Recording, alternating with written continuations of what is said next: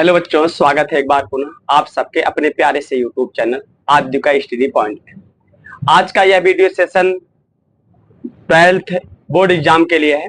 आज के इस वीडियो सेशन में आज हम सेकंड पार्ट, कल हमने फर्स्ट पार्ट पढ़ाया था। मोस्ट इंपॉर्टेंट श्रृंखला चल रही है फिजिक्स की और केमिस्ट्री और बायो की भी, लेकिन आज फिजिक्स के सेकंड पार्ट में आज हम आपको समझाएंगे वैद्युत द्विध्रुव के कारण निरक्षीय स्थिति में वैद्युत क्षेत्र की तीव्रता का व्यंजक। अब इसके पहले जो पहले पार्ट में हमने पढ़ा था वैद्युत द्विध्रुव के कारण अच्छी स्थिति में वैद्युत क्षेत्र की तीव्रता, अगर अभी तक आपने उस वीडियो सेशन को नहीं देखा है तो जाकर के नीचे डिस्क्रिप्शन में उसका लिंक दे दिया गया है, वहां पर जाकर आप देख सकते हैं।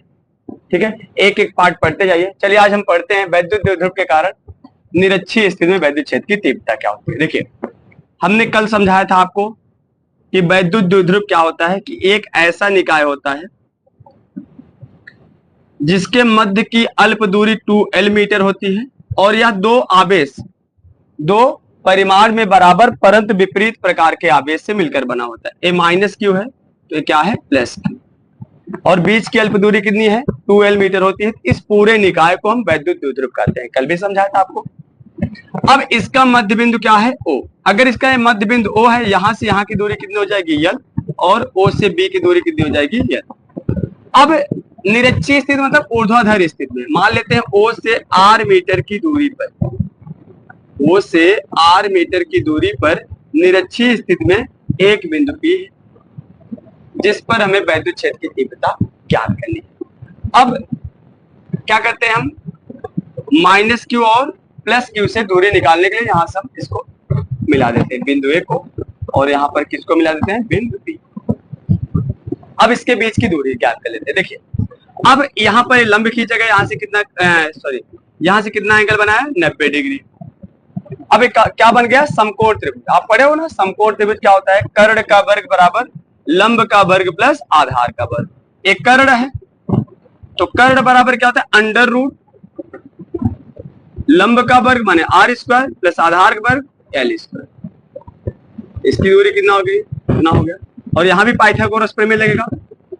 जब समकोण त्रिभुज होता है तो पाइथागोरस प्रमेय लगता है। कर्ण का वर्ग, कर्ण का मतलब क्या होता है, याद रखना, किसी भी त्रिभुज के 90 अंश के सामने की जो भुजा होती है कर्ण होती है, और कोण के सामने की भुजा हमेशा क्या होती है, लंब। बाकी जो दूसरी भुजा होती है बची हुई वो आधार होती है। अब इसके सामने भुजा कर्ण है, कर्ण निकालना है तो कर्ण बराबर होता है, याद रखना, कर्ण बराबर होता है अंडर रूट लंब प्लस आधार। ठीक है, अब यहां पर देखते हैं तो अंडर रूट कितना हो जाएगा, आर, देखो लंब कितना है, R, R square plus L square, अर्थात दोनों दूरी सेम है। इतनी बातें समझ आई। अब क्या होता है कि हम निकालेंगे कि जो बिंदु P है इसी पर हमको इंटेंसिटी ज्ञात करना है, वैद्युत क्षेत्र की तीव्रता ज्ञात करनी है। तो अब हम क्या करते हैं, इस बिंदु P पर प्लस क्यू आवेश से दूरी, प्लस क्यू आवेश कारण वैद्युत क्षेत्र की तीव्रता और माइनस क्यू आवेश कारण वैद्युत क्षेत्र की तीव्रता ज्ञात करते हैं। देखिए, मान लेते हैं प्लस क्यू आवेश के कारण जो वैद्युत क्षेत्र की तीव्रता है E1 है। तो हमने कल बताया था, और आप समझ जाइए, जो वैद्युत क्षेत्र की तीव्रता होती है धन आवेश से दूर होती है, तो E1 की दिशा इस साइड हो जाएगा। ठीक है, ये E1 की दिशा हो जाएगी।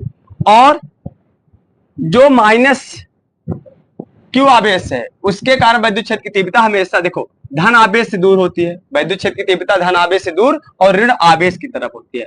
तो माइनस क्यू आवेश कारण जो वैद्युत क्षेत्र की तीव्रता है E2 है, तो E2 की दिशा इधर हो जाएगी। अब यहां देख रहे हैं दो भागों में विभाजित किया।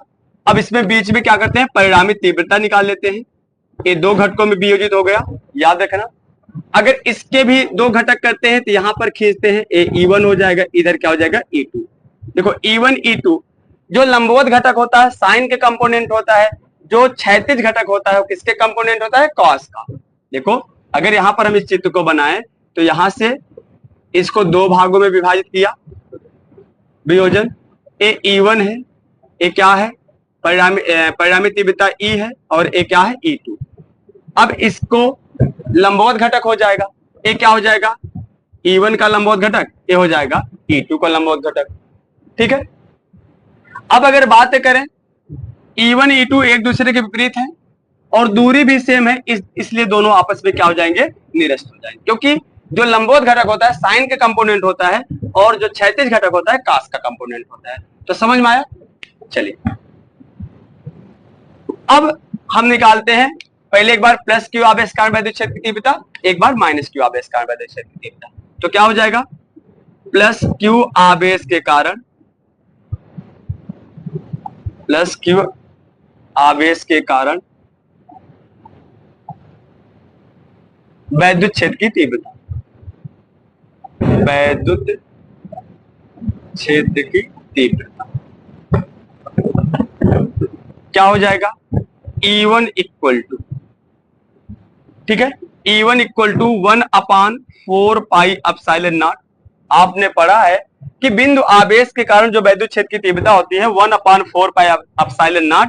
आवेश, आवेश क्या है, Q बटे दूरी, बिंदु P की दूरी कितनी है, √r² प्लस L स्क्वायर। इसका वर्ग करोगे तो रूट हट जाएगा, तो क्या हो जाएगा, R² plus L²। Equation number first मान लेते हैं। इसी प्रकार से माइनस क्यू आवेश के कारण, माइनस क्यू आवेश के कारण वैद्युत क्षेत्र की तीव्रता,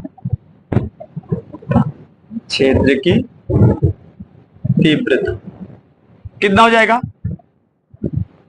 E2 बराबर 1/4 पाई एप्सिलॉन नॉट क्यू बटे, क्योंकि माइनस क्यू है, हमने बताया था तीव्रता के लिए चाहे माइनस क्यू हो चाहे प्लस क्यू हो, आवेश हमेशा धनात्मक रखा जाएगा, क्योंकि धनात्मक और ऋणात्मक आवेश सिर्फ आकर्षण या प्रतिकर्षण बल को प्रदर्शित करने के लिए प्रयोग किया जाता है।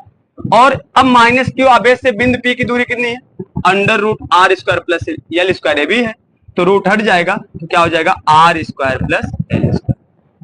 इक्वेशन नंबर सेकेंड हो गया, ठीक है, ये इक्वेशन हो गया सेकेंड। अब हमें निकालना है परिणामी तीव्रता। अब देखो यहां पर E1 और E2 दो भागों में वियोजित हुआ, इसलिए इसके दो कंपोनेंट हो जाएंगे, एक लंबवत घटक और एक क्षैतिज घटक।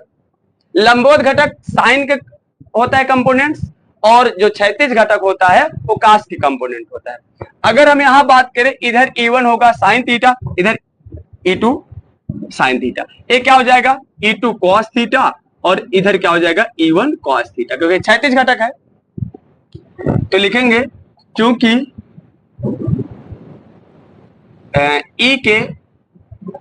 E दो घटकों में वियोजित हो जाएगा, E दो घटकों में वियोजित हो जाएगा, वियोजित हो जाएगा लंबवत घटक, लंबवत घटक E1 साइन थीटा व E2 साइन थीटा में, जो निरस्त हो जाएगा, निरस्त हो जाएगा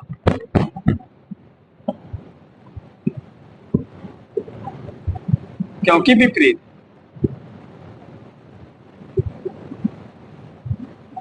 ठीक है, देखो विपरीत है तो माइनस हो जाएगा, और देखो क्योंकि दूरी दोनों की इंटेंसिटी तीव्रता दोनों की सेम है, इसलिए परिमाण तो सेम है ना, तो जब दोनों एक दूसरे के विपरीत है तो आपस में क्या हो जाएंगे, कैंसिल हो जाएंगे। जबकि क्षैतिज घटक, क्षैतिज घटक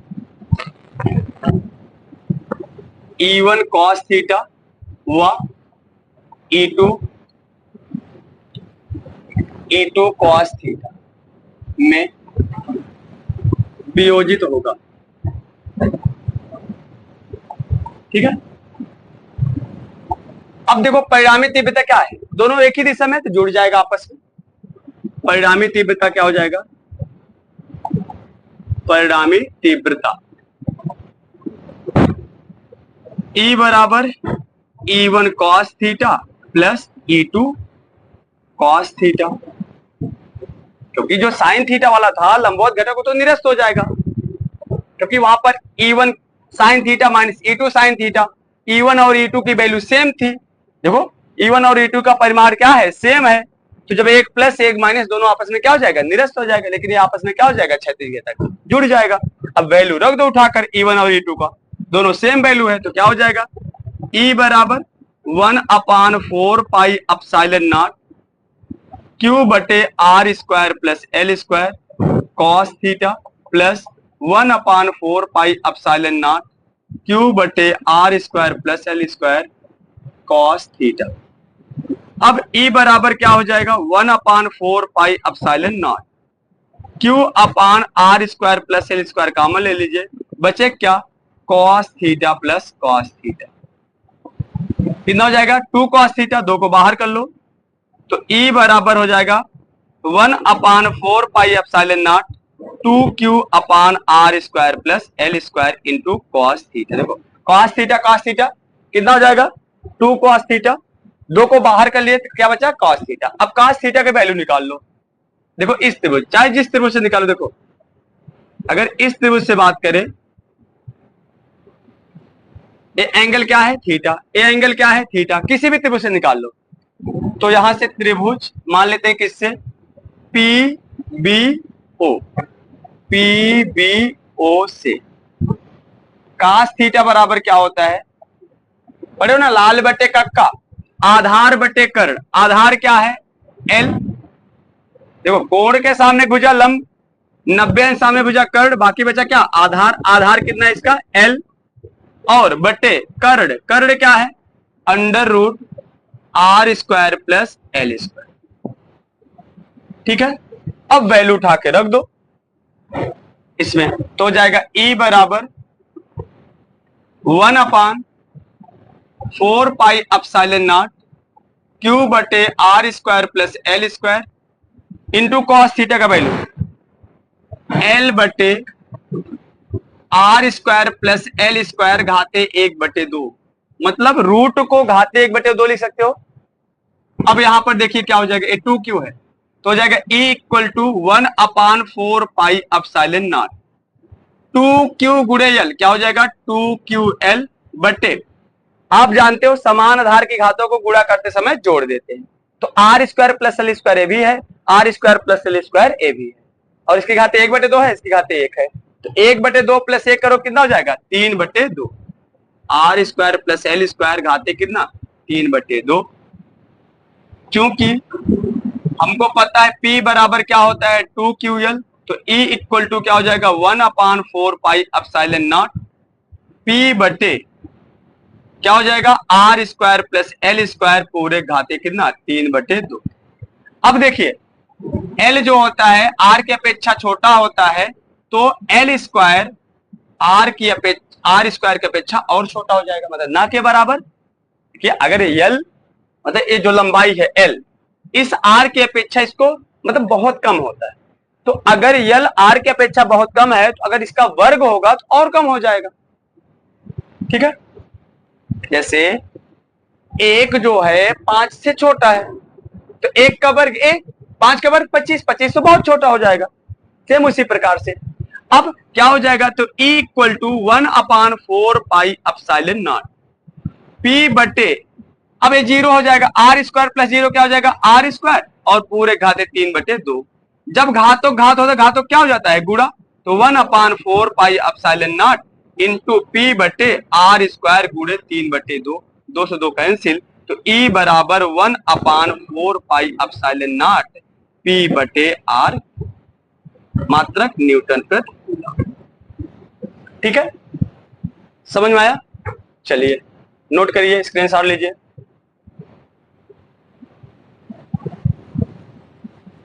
तो वीडियो सेशन कैसा लगा दोस्त, अगर वीडियो अच्छा लगा हो तो वीडियो को लाइक करिएगा, अगर अभी चैनल से नहीं जुड़े हैं तो चैनल को सब्सक्राइब करिएगा और ज्यादा ज्यादा शेयर करिएगा। फिर मिलते हैं नेक्स्ट वीडियो के साथ, अपनी तैयारी करते रहिएगा, फिर मिलते हैं। लव यू दोस्त, बाय बाय।